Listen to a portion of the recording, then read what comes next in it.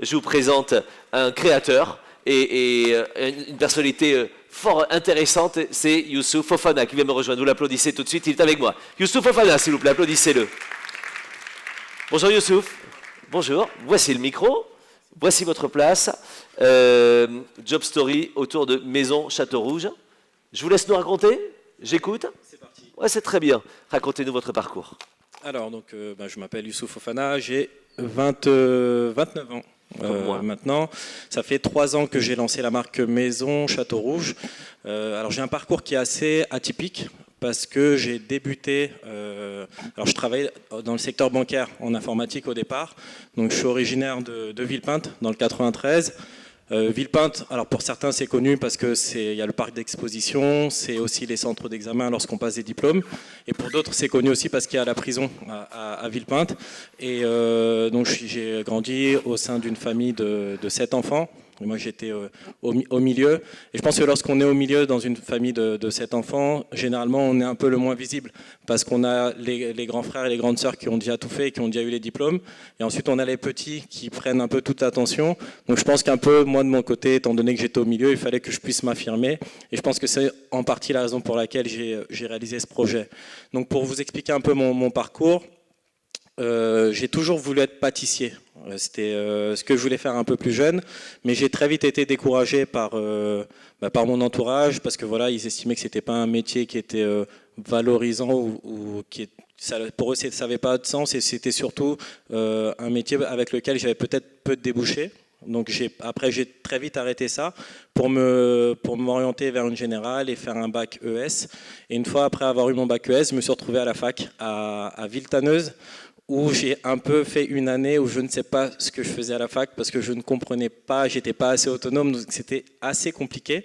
Et très vite, donc j'ai commencé à faire des recherches et je me suis orienté vers de l'alternance. Et puis j'ai décidé d'entrer dans le secteur bancaire parce que c'était un secteur qui recrutait tout simplement, et aussi parce que voilà, c'était pour rassurer mes parents en me disant voilà, ils étaient sûrs que j'allais avoir un emploi à la fin de mon diplôme.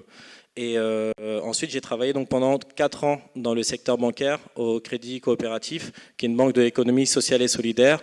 Et c'est là où j'ai rencontré de nombreux entrepreneurs, où aussi j'ai fait connaissance du secteur de l'économie sociale et solidaire. Et très vite, en fait, avec mon frère, une fois qu'on était en âge de travailler, on a eu à réaliser des envois d'argent au village, donc dans notre pays d'origine, qui est le Sénégal, pour participer et aider la famille qui est restée sur place. Parce que mes parents ont immigré en France, mon père dans les années 70, ma mère dans les années 80, pour des raisons économiques. Et une fois qu'on était, nous, en âge de travailler, ils nous ont demandé de les aider à participer au développement du village. Alors, lorsqu'on faisait nos envois d'argent, c'était pour répondre uniquement à des besoins primaires qui étaient se nourrir, ensuite se loger, ou pour se vêtir, ou pour des frais de scolarité. Et une fois, avec mon frère, on allait à une réunion pour le financement d'un centre hospitalier au village. En fait, on s'est posé la question de, nous, de notre côté, on est né en France.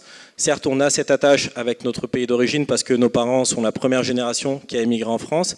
Mais à partir du moment où nous, on aura des enfants nés en France, est-ce qu'ils auront le réflexe d'envoyer de l'argent pour aider la famille qui est sur place?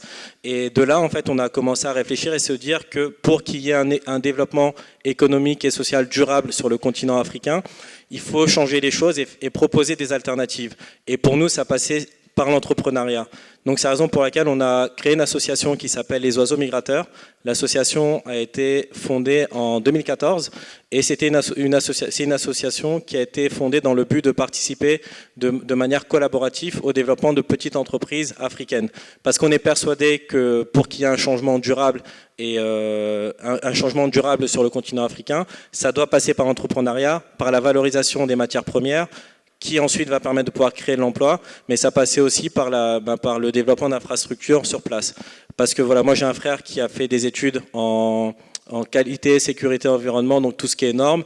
Et moi j'étais un peu plus artiste dans l'âme, et ça allait de pair, parce que voilà, il faut pas seulement que ces entreprises respectent des normes pour pouvoir exporter, mais il faut aussi qu'elles aient, au niveau marketing et communication, une histoire et des produits qui soient suffisamment beaux pour séduire et pour être commercialisés à l'international. Et pourquoi je vous raconte tout ça? C'est parce qu'en fait, pour pouvoir financer ce projet, on n'avait pas d'argent. On n'avait pas d'argent et moi j'ai eu l'idée de faire la marque Maison Château Rouge. L'idée c'était de faire 100 pièces, 100 tops, qui allaient être commercialisées sur un site internet. Et une fois que la commercialisation serait terminée, avec les bénéfices, je voulais financer le projet associatif.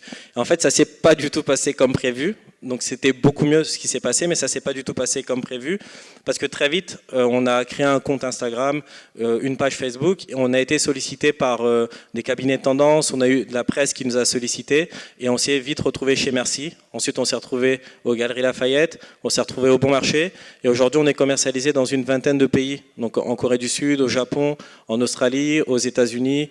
On est à Dubaï également et on a fait et voilà la marque aujourd'hui évolue de cette manière.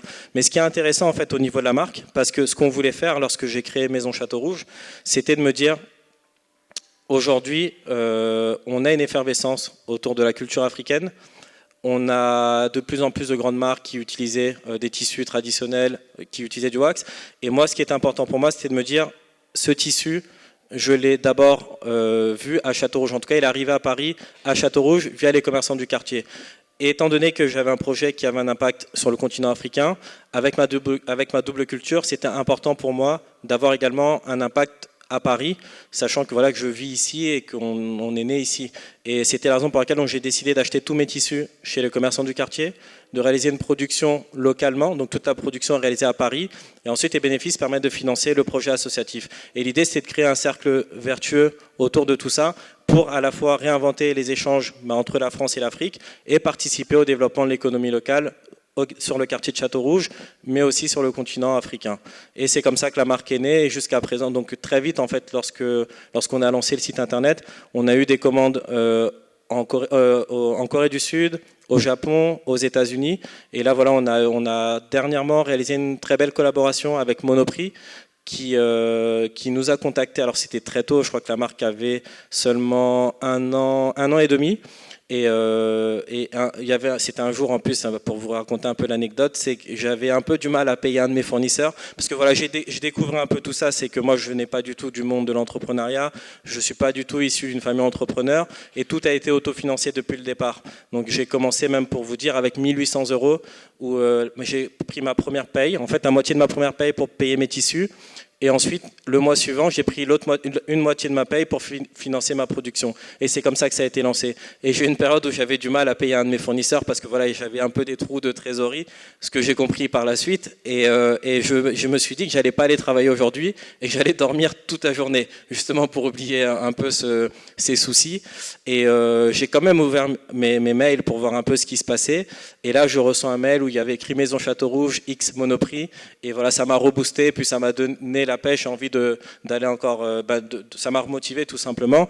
Et en fait, on s'aperçoit que lorsqu'on entreprend, c'est souvent comme ça, c'est qu'on est persuadé, on sait ce qu'on veut faire et on a envie, on est persuadé que notre idée est bonne, mais parfois on a des coups de mou où on doute, souvent même, mais après voilà, lorsqu'on est persistant et qu'on continue et qu'on persévère, et ben on a des choses, des gens parfois qu'on rencontre ou des mails qu'on reçoit qui débloquent des situations et qui nous donnent envie d'aller plus loin, et ça rend un peu notre projet magique. Et là en fait on comprend qu'on est un peu investi par une mission qu'on doit accomplir, et c'est ce qui nous motive à aller encore plus loin. Et ensuite je vais revenir aussi sur mes parents, parce que lorsque je voulais lancer ma marque et mon entreprise, j'étais encore salarié et j'avais peur d'arrêter parce que j'avais peur que justement mes parents, étant donné qu'on les aidait financièrement, aient peur que je ne puisse plus les aider. Et j'ai demandé donc l'avis de mon père en lui demandant tout simplement si c'était une bonne idée d'arrêter mon boulot pour ensuite me consacrer à mon projet d'entreprise.